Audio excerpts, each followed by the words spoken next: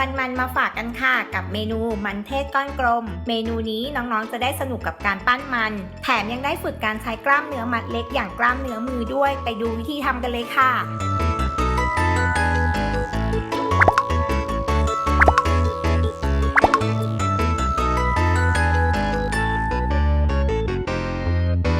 หลังจากที่เราล้างทำความสะอาดมันเทศเรียบร้อยแล้วนะคะก็นำมันเทศมานึ่งให้สุกค่ะ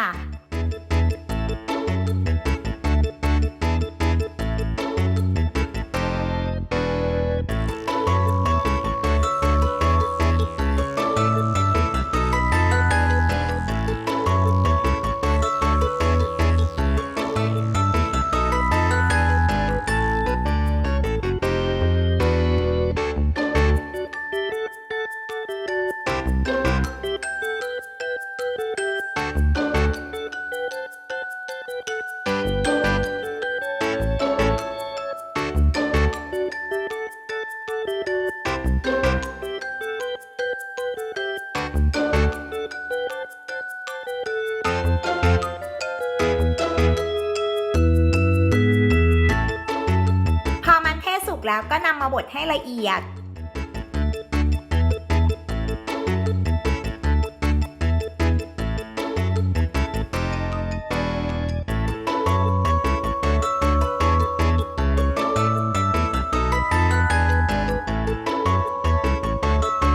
ใส่เนยลงไปค่ะแล้วก็ผสมให้เข้ากัน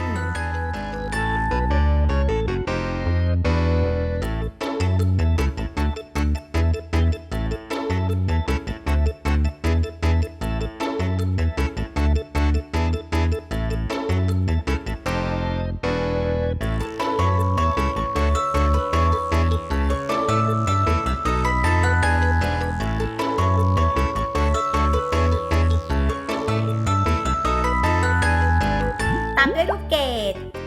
คนให้เข้ากันอีกครั้งหนึ่งค่ะ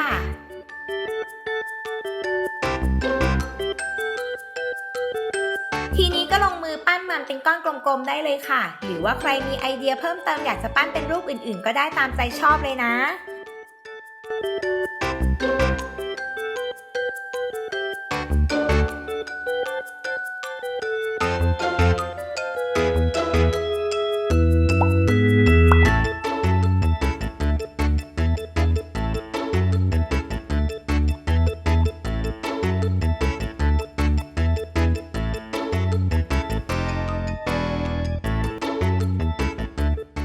เสร็จแล้วค่ะมันเทศก้อนกลมของเราพร้อมอร่อยแล้ว